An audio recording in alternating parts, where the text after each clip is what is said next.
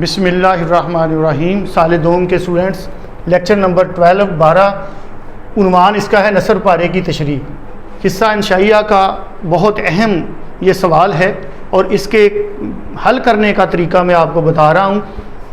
میرے بیٹے، پہلا جو آپ کا سبق ہے، نثری سبق، وہ ہے مناقب عمر بن عبدالعزیز، یعنی حضرت عمر بن عبدالعزیز کی زندگی اور ان کے جو خصائص ہیں، خصائل ہیں اور ان کی جو خوبیاں ہیں، ان کی زندگی کی مناقب کی واحد منقبت بنتی، جس کی معنی اوصاف اور خوبیاں ہوتے ہیں۔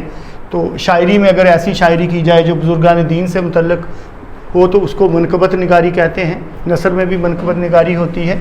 تو سب سے پہلا سٹیپ آپ کا ہوگا، آپ کو 2 عبارتیں دی گئی ہوں گی، نثر پارے دیے گئے ہوں گے، مختلف اسباق میں سے کسی ایک کا چناؤ آپ نے کرنا ہے اور یقیناً آپ اسی کا چناؤ کریں گے نثر پارے کی تشریح کے لیے۔ اسی پیراگراف کو، نثر پارے کو لیں گے جس کا مواد آپ کے پاس زیادہ ہے، جس کے حوالہ متن کا آپ کو پتہ ہے اور جس کا سیاق و سباق آپ صحیح لکھ سکتے ہیں، جس کے مصنف کے بارے میں آپ کو معلومات ہیں، اس کے اسلوب وغیرہ کے بارے میں، اس کے ادبی مقام کے بارے میں، تو اس کا آپ چناؤ کریں گے۔ بالفرض پہلا پیراگراف جو ہے وہ آ جاتا ہے پہلے سبق میں سے، تو آپ نے سبق کا عنوان لکھا مناقب عمر بن عبدالعزیز رضی اللہ تعالیٰ عنہ۔ مصنف کا نام، بعض اوقات بچے جلدی میں شاعر کا نام لکھ دیتے ہیں، جہاں غلط ہو جائے گا۔ مصنف کا نام، نثر نگار کا نام، مولانا شبلی نعمانی، پورا نام صحیح نام لکھیں آپ، یہ نہ ہو کہ مولانا نعمانی لکھا ہو، مولانا شبلی اور آگے کچھ اور ہی لکھ دیں، ایسا نہ ہو۔ پھر صنف کی آئے گی کہ صنف کیا ہے، وہ جو آپ کو نثر پارہ دیا گیا ہے، جس سبق میں سے دیا گیا ہے، وہ ادب کی کس قسم سے تعلق رکھتا ہے۔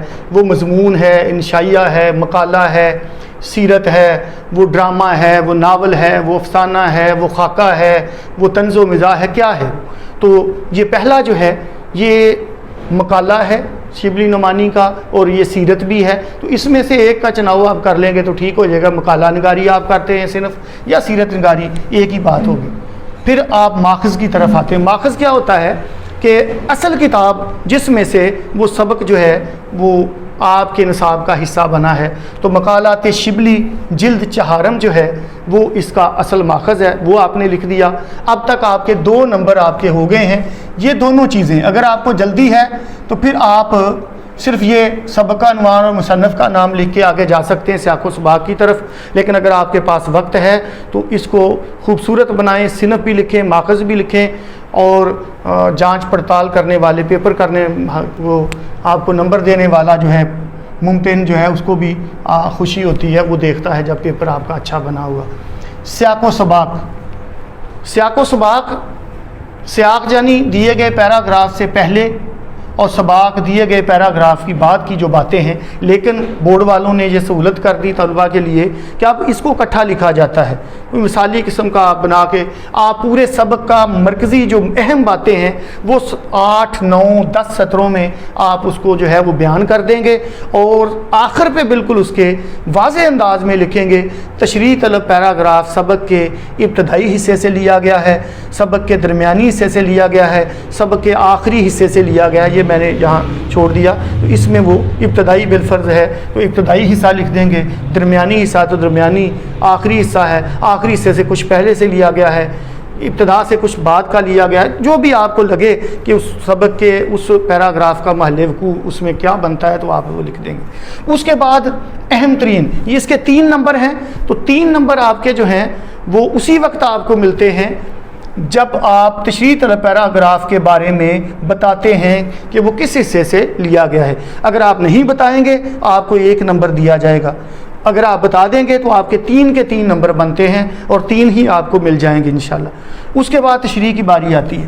یہ بڑا اہم حصہ ہے کہ تشریح کا آغاز آپ نے کس طرح سے کرنا ہے۔ تو میرے بیٹو، تشریح کا آغاز ہمیشہ مصنف کے ذکر سے کریں، تذکرے سے کریں، لیکن مصنف کے آباء و اجداد سے متعلق، اس کی پیدائش سے متعلق، اس کے شہر سے متعلق، اس کی تعلیم سے متعلق بالکل بھی کچھ نہیں لکھنا، ہرگز نہیں لکھنا۔ یہ غیر متعلقہ باتیں ہیں، غیر ضروری باتیں ہیں اور ان سے نمبر کٹ جاتے ہیں۔ ہاں، مصنف کے ادبی مقام کا ذکر کریں گے، اس کی اہم ترین چند تصانیف کا آپ ذکر کریں گے، اس کی جو ادبی خدمات ہیں ان کی بابت اگر کوئی بات ہوئی ہے اس کا ذکر کریں گے۔ مثلا یہ مولانا شبلی نعمانی ہے تو اگر آپ اسی پیراگراف کا آغاز کرتے ہیں تو کس طرح سے کریں گے؟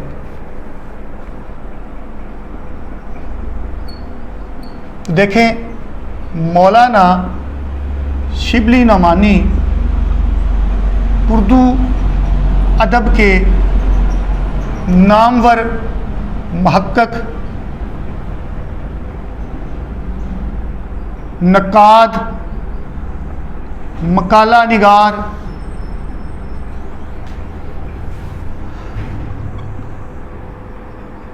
تاریخ نویس،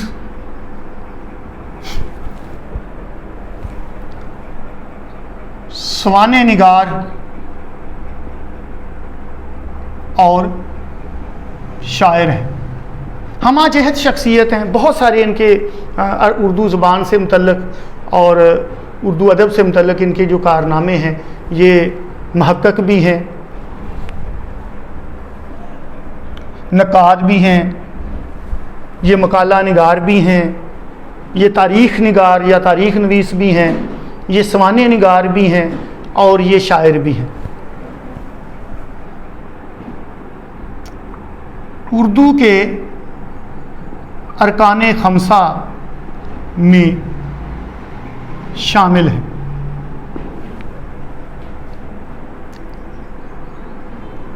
الفاروق الغزالی سیرت النبی 2 جلدیں، پہلی 2 جلدیں،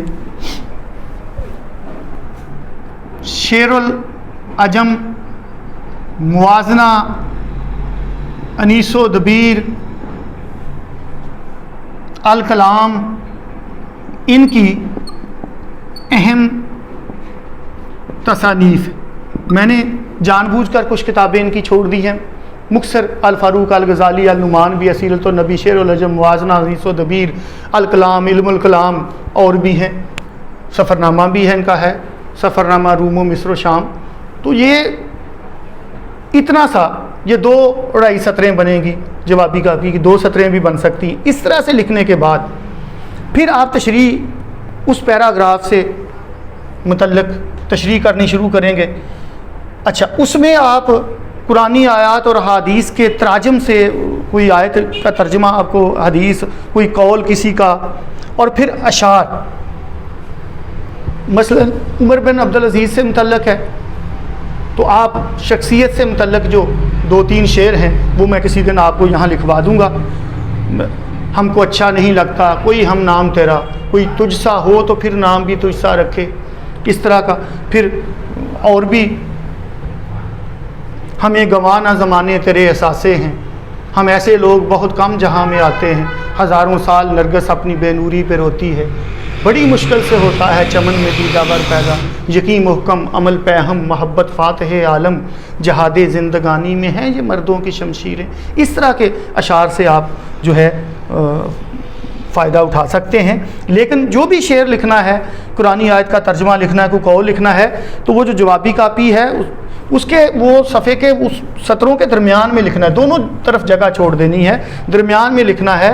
اور کوشش کریں اگر نیلی روشنائی سے پیپر حل کر رہے ہیں تو بلیک، سیاہ جو ہے بلیک، وہ آپ کے پاس قلم میں انک ہو تو اس میں آپ لکھ دیں، مارکر سے نہ لکھیں، تاکہ واضح طور پہ وہ شعر یا ترجمہ جو ہے آیت کا وہ پڑھا جا سکے۔ اب 1.5 سے 2 صفحے آپ نے تشریح کے مکمل کیے اور بالکل اینڈ پہ آپ پہنچ گئے، تو تشریح کے اختتام پر 1-2 سطریں جو ہیں پھر آپ اسی طرف چلے جائیں گے۔ مصنف کے اسلوب یا انداز تحریر کے بارے میں چند جملے آپ نے لکھنے ہیں، وہ بھی میں تمام جو 13-14 مصنفین ہیں ان کا اسلوب اور ان کے بارے میں جو ان کی اہم معلومات ہیں، ادبی مقام ہے، تصانیف ہیں، ان کا جو ہے وہ آپ کو ضرور دوں گا۔ مثلا اسلوب ہی ہے تو کیا ہم کریں گے، ہم لکھیں گے مولانا شبلی نعمانی کا اسلوب بڑا عالمانہ اور رواں دواں ہے۔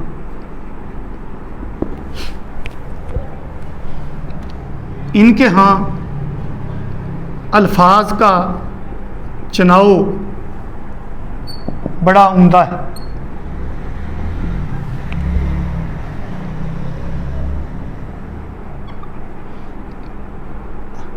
अदबियत की शान मौजूद है। ये मुख्तसर तौर पे, फिर मैं वाज़ेह तौर पे आपको लिखवाऊंगा तो उसमें और बातें आ जाएंगी। तो ये आज का लेक्चर जो मुख्तसर सा लेक्चर था मेरे बेटे, ये नसर पारे या पैराग्राफ की तशरीह से मुतल्लिक़ मैंने कुछ बातें आपको कई गोशगुजार करने की कोशिश की है। बड़ा अहम सवाल है, इसमें से तुलबा जो हैं वो बहुत कम नंबर ले पाते हैं। वजह क्या होती है कि तशरीह की जगह पे वो सलीस कर देते हैं और उसी पैराग्राफ को थोड़ा सा बदल के, चंद मानी बदल के वो समझते हैं कि हमने अपना काम मुकम्मल कर दिया। तशरीह और सलीस का ज़मीन आसमान का फ़र्क है। सलीस में आप अबारत को सिर्फ आसान करके लिख देते हैं और उसमें अपनी तरफ से कुछ भी शामिल नहीं करते, जबकि तशरीह जो है वो खोल के बयान करने वाली बातें हैं और उसमें आप बहुत कुछ बयान करते हैं।